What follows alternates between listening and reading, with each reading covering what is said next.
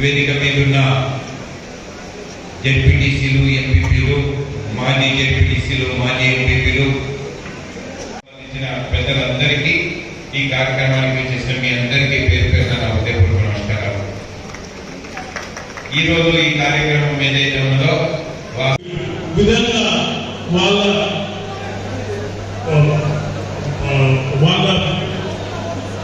మాటలు ఉన్నాయి, వాళ్ళ చేష్టలు ఉన్నాయి. కాబట్టి ఈ కొందరు తెలుసు, కొందరు తెలియదు. ఏమనుకోకండి. కొత్తగా పార్టీ చేసిన తర్వాత ఇప్పుడిప్పుడే తెలుసుకుంటున్నాను. మీ అందరినీ ఇంతవరకే రఘువీర్ రెడ్డి గారు చెప్పినట్టు మీ అందరినీ గుండెలో పెట్టుకోమని చెప్పారు. నాకు చేతు వాళ్ళ భవిత అంతా మన చేతిలో ఉంది. మనం మన రాజ్యాంగ పరంగా మనకు కావాల్సింది, మన పిల్లలకి ఏదైతే అందాలో అవి తెచ్చుకుందాం. ఇట్లా చెప్పుకుంటూ పోతే ఇది వ్యత్యాసం మనకున్న కాంగ్రెస్ పార్టీకి, అవతల బీజేపీ పార్టీకి. ఇక నా పోటీ కొండా విశ్వేశ్వరరెడ్డి. మొన్న ఒక సవాల్ విసిరెడ్డి అందరూ తెలుసు. పదే ఎందుకు చెప్తున్నా అంటే బలంగా ఉన్న ఈ పార్లమెంట్ లో కూడా వికారాబాద్ జిల్లాకు సంబంధించి 3 నియోజకవర్గాలు మంచి బ్రహ్మాండమైన సభాపతి గారు కావచ్చు. ఎందుకంటే రామోహన్ గురించి చెప్పవలసిన పని లేదు. అనునిత్యం ప్రజలలో ఉండేసి సీనియర్ శాసనసభ్యులుగా గెలిపించుకున్నారు. ఒక మంచి వ్యక్తిగా పేరున్న మనోహర్ రెడ్డి గారిని గెలిపించుకున్నారు. వికారాబాద్ జిల్లాకు సంబంధించి మీకు 3 శాసనసభ్యులు ఉన్నారు. ఈ 3 శాసనసభ నియోజకవర్గాల నుంచే 1,00,000 పైచీలకు మెజార్టీ తెప్పించవలసిన బాధ్యత అందరి మీద ఉన్నది తప్పకుండా. ఎందుకంటే ఏదైతే ప్రసాదానికి 24,000 చిల్లర మెజార్టీ ఈ నియోజకవర్గంలో ఇచ్చారు. వేదిక మీద ఉన్న నాయకులందరూ కూడా, నేను ఇంతకుముందు కూడా చాలా సార్లు వచ్చిన ఒక బలమైన నాయకత్వాన్ని ప్రసాదాన్ని ఇక్కడ ఏదైతే వాళ్ళందరినీ ప్రోత్సహించుకొని ముందుకు తీసుకెళ్ళాడు. అసలు మన డబ్బులు ఖర్చు అవుతున్నాయి. ఒక్కొక్క సంఖ్య పరంగా అమలు చేయాలంటే నిన్న మహిళలకు ఫ్రీ బస్ ఇచ్చారు. ఫ్రీ బస్ పైన ఖర్చు 1,500 కోట్లు ఇప్పటివరకు. 30 కోట్ల మన మహిళా సోదరి మందు తిరిగి మన అనుకుంటూ ఫ్రీ బస్సు అమలైంది. ఎంత అయిపోతుంది? 1,500 కోట్లు ఖర్చు పెట్టింది ప్రభుత్వం. ఒక సంక్షేమాన్ని అమలు చేయాలంటే ఎంత ఖర్చుతో కూడిన పదవి మీ అందరికీ తెలుసు. సో దానికి కావాల్సిన సంపద సృష్టించుకోవాలి. అది ఎంత అమలు చేయాలో ఆ దిశలో పోవాలి. మొన్న ఆరోగ్యశ్రీ 10 లక్షలు చేసి పేదోడు కావాలకపోతే 10 లక్షల దాకా ఫ్రీ కావాలని చెప్పి ఎప్పుడైతే రేవంత్ రెడ్డి గారు ఆ గ్యారెంటీని అమలు చేస్తారన్న ఒక గట్టి సంకల్పంతో ముందుకు పోయి ఇంత పెద్ద కాంగ్రెస్ కుటుంబ సభ్యులందరినీ మీ గుండెలో ధైర్యం నింపి నడవండి, నేనున్నా అని మీ గుండెలో ధైర్యం నింపి కాంగ్రెస్ పార్టీకి పక్కన చేపట్టించిన రేవంత్ రెడ్డి గారి శుభాకాంక్షలు తెలియజేస్తూ, దానికి తోడు మీరందరూ కూడా దాంట్లో పాల్పంచుకున్నందుకు ప్రతి ఒక్కరికి శుభాకాంక్షలు తెలియజేయండి. హస్తగుర్తు ఓటేసిన తర్వాత నేనేదో మీకు అప్పుడు ప్రూవ్ చేసుకుంటా. అప్పుడు మీకు కడుపు నిండా సాటిస్ఫాక్షన్ ఉంటుంది. అది నేను కోసం కష్టపడ్డామని చెప్పి వేదిక మీద సిగ్నల్ నాయకులు అందరికీ శిరస్సు నమస్కరిస్తున్నా. నా కోసం 25 రోజులు కష్టపడండి. ఎప్పుడు ఎవరు ఫోన్ చేసినా కూడా, ఏ పని చెప్పినా చేస్తాను ప్రమాణం చేస్తున్నా. అనంత పద్మనాభ స్వామి దేవాలయం మీద, గుడి మీద, దేవుడి మీద ప్రమాణం చేసి చెప్తున్నా.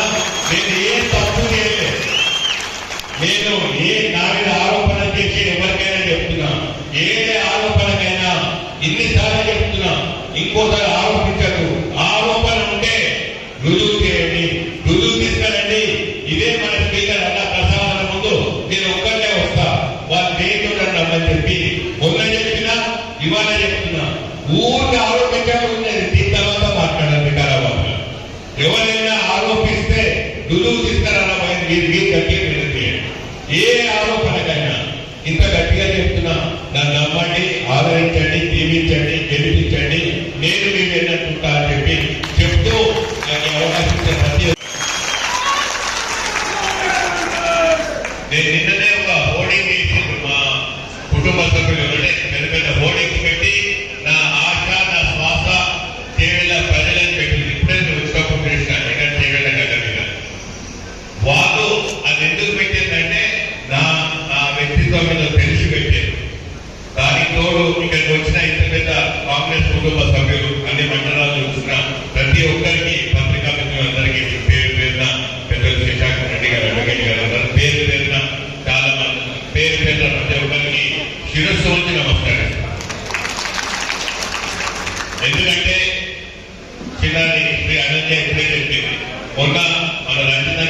ఆయనకు అపోజిట్ గా పోరాడేటటువంటి అయినా కానీ మంచి మనసుతో మనం ఈసారి గెలిపిద్దామన్న శ్రీ అనన్య నా కొడుకు ఇద్దరు 3వ క్లాస్ నుండి క్లాస్ ఒకటే స్కూల్లో చదువుకుంటాం.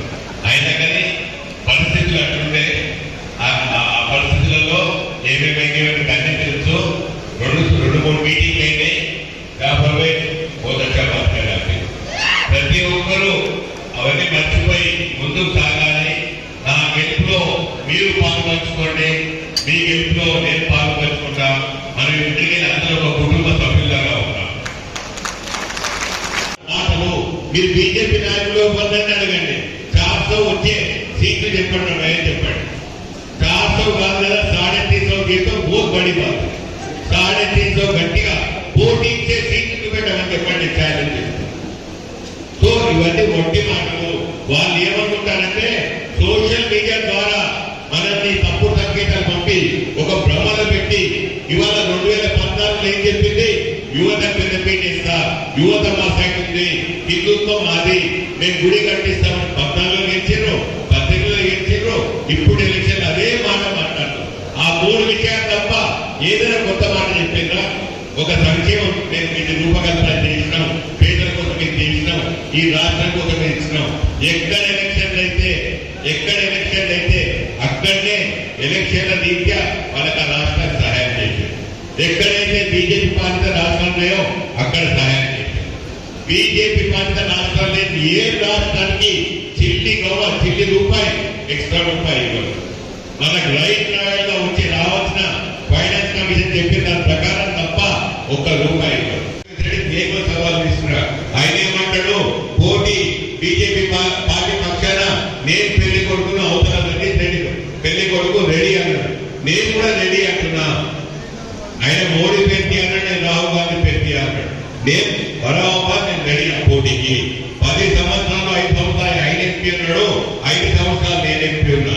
ఎందుకు నీకు చెప్తున్నా అంటే కాంగ్రెస్ పార్టీ కుటుంబంలో మొదలే వచ్చినా మీకు కూడా తెలియాలి రంజిత్ రెడ్డి ఎవరో. రంజిత్ రెడ్డి పరిచయం లేదు మీకు, కానీ పేరు వింటుంటారు ఎందుకంటే అవుతాను. కానీ 5 సంవత్సరాలు 35 సంవత్సరాలు ఆయన ఏం చేసిండు, నేనేం చేశాను మీకు తెలియాలి కాబట్టి చెప్తున్నా.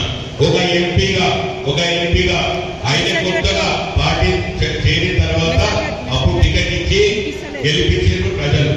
25 లక్షల ప్రజలు దీవించి గెలిపించి పార్లమెంట్ పంపారు.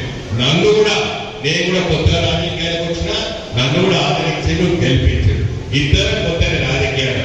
ఆయనేమో గెలిచిన తర్వాత అడ్రస్ ఉన్నాడు, హైదరాబాద్ లో ఉంటే అపాయింట్మెంట్ తీసుకొని రావాలంటాడు. అపాయింట్మెంట్ తీసుకొని పోతే లేట్ అయితే 10 నిమిషాలు లేట్ అయితే అపాయింట్మెంట్ క్యాన్సిల్ అంటాడు. ఇంటికి వస్తే పెళ్లికో లేదా చావుకోపోతే నేను ఒక ఎంపీని ఇట్లాంటి అటెండ్ అయ్యే అవసరం లేదు, నాకు లేదు, అది నాకు అవసరమే లేదంటాడు. నేను గత 5 సంవత్సరాలు నా ఇంటికి ఎవరు వచ్చినా కూడా ఏ పార్టీకి చెందిన వాళ్ళు అడగా. నేను చాలా వరకు కాన్స్టిట్యూన్సీ అవతల పేపర్లలో వచ్చి పిల్లల చదువు కష్టమవుతుంది, ఐఐటీలో మెడిసిన్ వచ్చి ఫీజులు లేవని చెప్పి పేపర్లు వేసిన ఏ కాన్స్టిట్యూన్సీ అవుతుంది. మానవ కోణంలో వాళ్ళ బాధలు అర్థం చేసుకొని మన ఎంత సాయం చేయగలదో అంత సహాయం చేయాలని చెప్పి నేను చేస్తూ పోతున్నా. అపాయింట్మెంట్ అడిగి వచ్చే వాళ్ళకు 100% మీరు రిటైర్మెంట్ ఇవ్వాలి. ప్రజలు రిటైర్మెంట్ ఎందుకు ఇవ్వాలంటే నిజంగా మేమందరం సీనియర్ లీడరమో లేదా మీరు గడ్డం రంజిత్ రెడ్డి గారు గట్టిగా ఎందుకన్నా అంటే గడ్డం ప్రసాద్ కుమార్, గడ్డం రంజిత్ రెడ్డి ఎక్కడో ఇద్దరం హాలీవుడ్ హీరోలాగా లేదు.